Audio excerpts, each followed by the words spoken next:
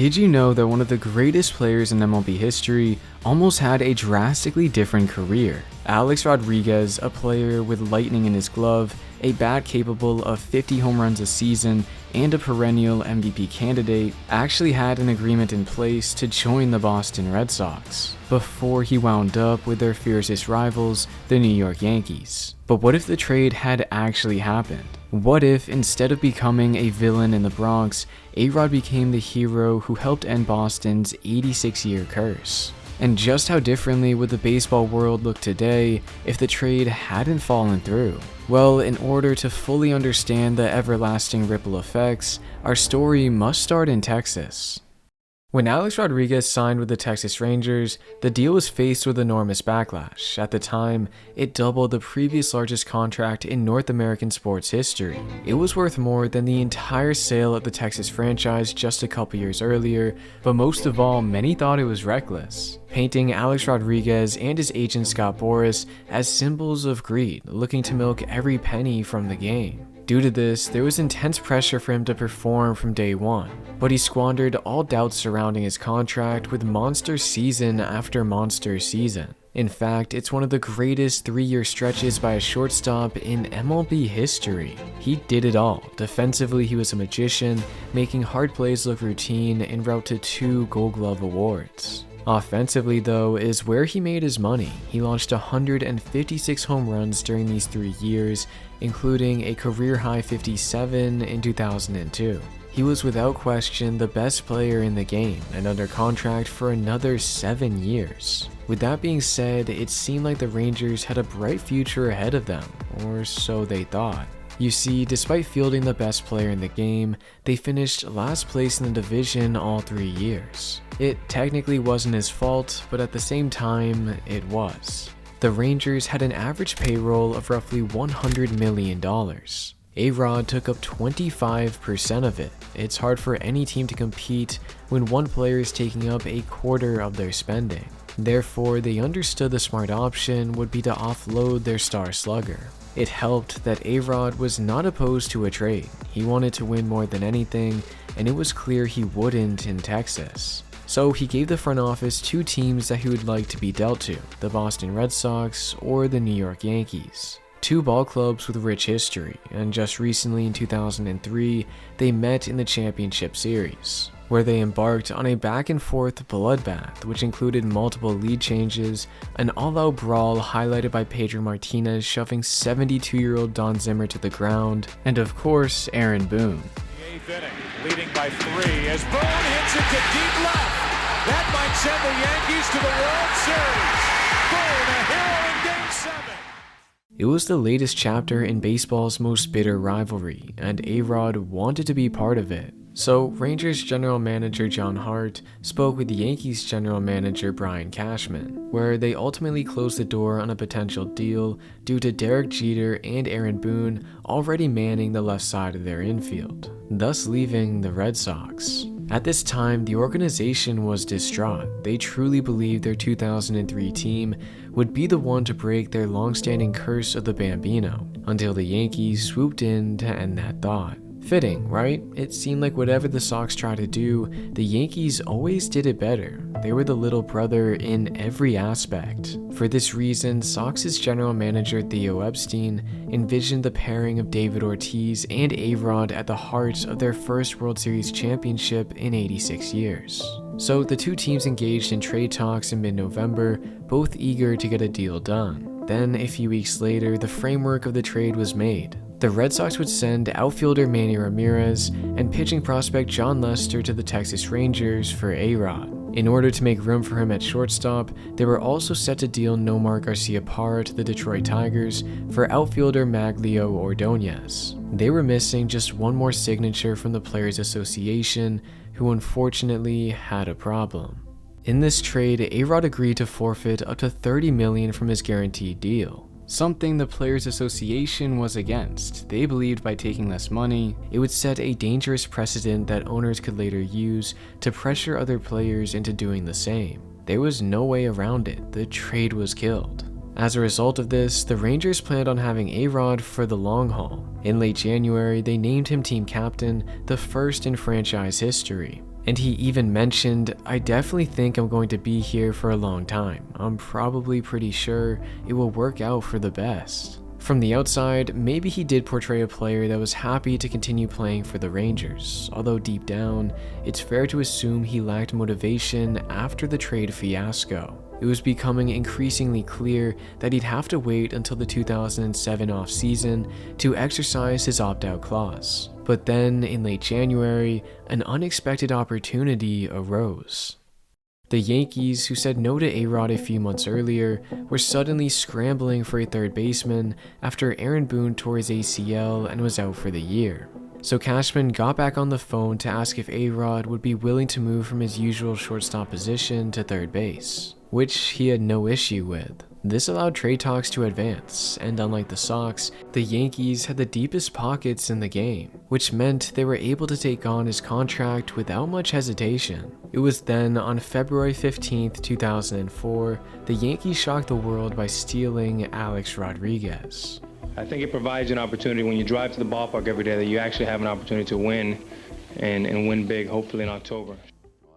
The Sox had come up short once again. Worst of all, it was at the hands of their arch rivals. Yet another instance of them being in the shadow of the Yankees. Because of this, many Sox fans already had a strong distaste for A-Rod. He, on the other hand, was just happy to take a small part in the two teams' rivalry. Although, over the course of his tenure in the Bronx, he played anything but a small part. This was on full display during the two clubs' contest on July 24, 2004, when Bronson Arroyo hit A-Rod. Now Jason Varitek getting in between Rodriguez and Arroyo, and Rodriguez is really whooping, and now he's waving, and now we got everybody on the field as A-Rod and Varitek are wrestling each other. It took not even halfway through his first season before A-Rod started an all-out brawl with the Sox. One he described as escalating the rivalry to another level, and it set the stage for when the two sides met in the ALCS later that year. When the Red Sox were eliminated by the Yankees in 2003, all they wanted was the opportunity to return the favor. Well, as if it wasn't fate, the two sides met again in the ALCS. But rather than payback, it was all about the Yankees. To start off, they took a quick 2-0 series lead without trailing for a single inning. However, those victories paled in comparison to the onslaught of runs they unleashed in Game 3. Jeter goes, Rodriguez hits it down into the left field corner. Jeter will head for third, Ramirez digs it out, they bring Jeter to the plate, and the Yankees have scored first. Before the Sox even had a chance to bat, A-Rod got the Yankees on the board with an RBI double, and he wouldn't stop there. Took it all in and had fun, and that's going to tie this game. A blast out onto Lansdowne Street off the bat of Rodriguez, who's 2 for 2. With the visitors now leading 11-6, the Sox watched as A-Rod showed no mercy. This is Game 7 for them. Rodriguez into right center field. That ball's going to get down and go all the way to the wall. Jeter will score easily. Damon gets it back in. It's another Yankee extra base hit, another run. It's 12-6. By the end of the night, the Yankees had piled on 19 runs, the most ever given up by the Sox in the playoffs, and improved their series lead to 3-0, an advantage not many people believed could slip away. After all, nobody had ever come back from a 3-0 deficit. However, against all odds, they started to make a comeback. Ortiz into deep right field. Back is Sheffield. We'll see you later tonight. Sure, it was just one game, but then they did it again. Ortiz fights it off center field. Damon running to the plate, and he can keep on running to New York. Game 6 tomorrow night. Then in Game 6, it was looking to be the same outcome, but with A-Rod up in the bottom of the 8th representing the tying run, they had a sliver of hope. Off the end of the bat. Arroyo. The ball gets loose. It's down the right field line. Jeter coming all the way around. It's a one-run game. On replay, it was crystal clear what he had done. He slapped the ball out of Arroyo's hand and played it off as if he dropped it. In the end, though, the umpires got together and correctly ruled him out, much to his amazement. Is called out.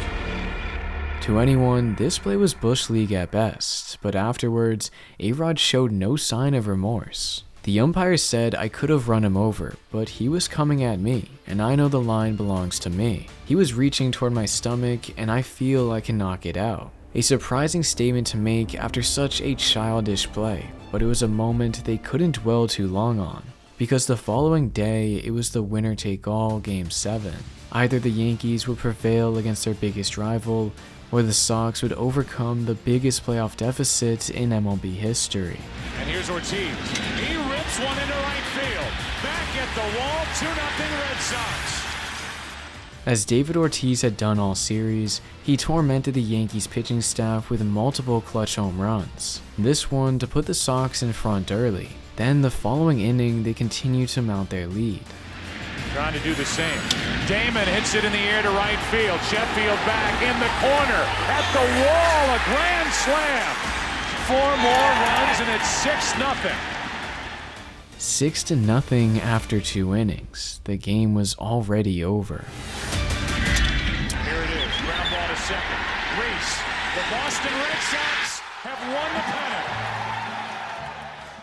As A-Rod stood in the dugout that October night, watching the Sox celebrate on his home field, it was impossible not to wonder if things had gone differently. What if that trade to Boston had actually gone through? What if he was the hero on that Red Sox team? After all, he was a generational talent. Imagine inserting him into a lineup with Ortiz back-to-back. It would have given pitchers nightmares. So there's a great chance that if the trade had gone through, the Sox still would have won the 2004 World Series. And if that were the case, A-Rod wouldn't have been a Yankee villain. He would have been a Red Sox hero, helping end their 86-year-long curse. Not only that, Boston went on to win the 2007 World Series too. Game over, series over, and the Red Sox are world champs again. They did it again in 2013. It hasn't happened at Fenway Park for 95 years.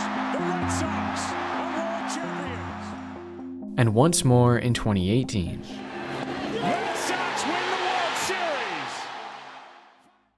Unlike their basement dweller status over the past handful of years, the Sox have actually been the most successful team since the turn of the century. A fact Yankees fans hate to admit. As a Blue Jays fan, I hate to admit it too. But I digress, because if A-Rod were on the team, it's hard to say they win the other 3 championships. Let me explain. The 2007 Red Sox team was built upon many drafted players developing into big league stars, such as second baseman Dustin Pedroia, first baseman Kevin Youkilis, and closer Jonathan Papelbon. But another key part of their glory came from a trade with the Florida Marlins, acquiring Josh Beckett and Mike Lowell. Beckett was the headliner. He was one of the game's best young starters. But in order to get him, they had to take on Lowell's $9 million salary, something they might not have been able to do if they were committing $20 million a year to A-Rod. These 2 players went on to be crucial to their success, as Beckett finished second in Cy Young voting, won ALCS MVP, and in the World Series tossed 7 innings of 1-run ball, while Lowell also enjoyed a stellar regular season with 21 homers and 120 driven in. Then in the postseason, he got even better with a .353 average, over 1,000 OPS, and World Series MVP. Another important detail to consider is that Manny Ramirez would have been traded to the Rangers. If that were the case, they would have missed out on his incredible postseason production, mashing 4 homers and driving in 16 runs in 14 games. For these reasons, it's unlikely the 2007 World Series title would belong to Boston. Honestly, it's a very real possibility that the Sox would have fallen under the same restrictions the Rangers had with A-Rod. Sure, they'd have the best player in the game, but their roster wouldn't have been complete.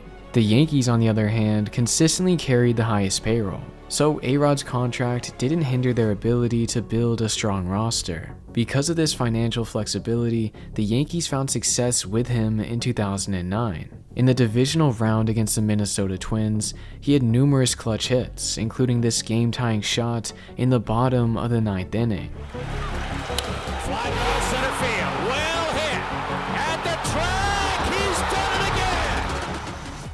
This game marked the first of a home run rampage for A-Rod, in which he recorded a homer in 5 of 6 games, with another crucial game-tying shot against the Anaheim Angels in the ALCS. In the air to right, back is Abreu at the wall. It's gone. Game tie. In the World Series, his home runs did taper off, but in Game 4, he came through with another clutch hit, this time with 2 outs in the 9th inning. Ripped into left field. Alex Rodriguez has delivered for New York. In to score is Damon. Headed to third is Teixeira. And to second is Rodriguez. His RBI double was the game winner to lift the Yankees 3-1 up over the Philadelphia Phillies, and this time they were able to close out the series. To the second baseman, Cano. The Yankees are back on top. World champions for the 27th time. Who knows if the Yankees still take home the 2009 World Series without him? Maybe they would have won more during this time frame. However, there was only one thing for certain at this time, and that was A-Rod's deteriorating reputation. In 2007, former Senate George Mitchell conducted a 394-page report regarding steroid use in Major League Baseball. This news quickly turned the spotlight onto A-Rod. Though he consistently denied using steroids, would he now walk back those claims? For the record, have you ever used steroids, human growth hormone, or any other performance-enhancing substance? No. Have you ever been tempted to use any of those things? No. In 2007, he again denied any involvement, but regardless of what he said, his discomfort was obvious. His face even twitched after he insisted he had never used performance-enhancing drugs. For the moment, there was no choice but to take his word. Although that all changed on February 7, 2009, when Sports Illustrated broke the news that he had tested positive for testosterone and another banned substance during the anonymous survey testing in 2003, crushing his public image in a matter of moments. When I arrived in Texas in 2001, I felt an enormous amount of pressure. I felt like I had all the weight of the world on top of me, and I needed to perform at a high level every day. And I did take a banned substance, and for that, I'm very sorry.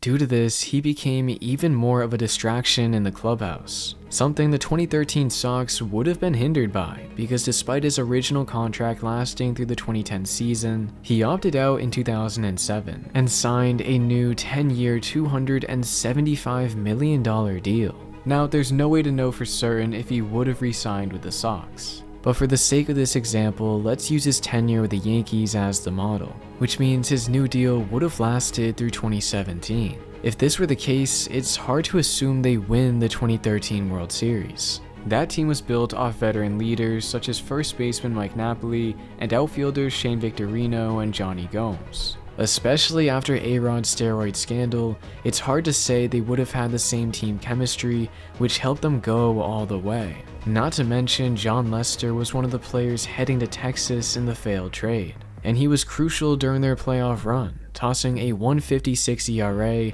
through 34 2/3 innings. For these reasons, it's unlikely the 2013 World Series would belong to Boston. And going forward, it's hard to assume the Sox would have been able to find success with A-Rod. From 2011 to 2017, he averaged just 96 games per season and was suspended once again for steroid use, this time for the entirety of 2014. He forfeited his salary that year, but in every other season, he remained one of the highest paid players in the game. If this were the case, his salary may have hindered the Sox's ability to spend as much heading into 2018. For these reasons, it's fair to say they might not have won in 2018 either. This is all hypothetical. After all, the title is literally what if. Well, unless I change it. But anyways, no one knows for sure what would have happened if the trade to Boston had gone through. Would they still have won their 4 championships, if any at all? It's hard to say. The same question applies to the Yankees' 2009 title as well. But as I end this video, I have to ask you, how many titles do you think the Sox would have won if they had A-Rod? Let me know your thoughts in the comments, and I'll make sure to respond to everyone in the first 24 hours of the video going live. And I'll try my best after that.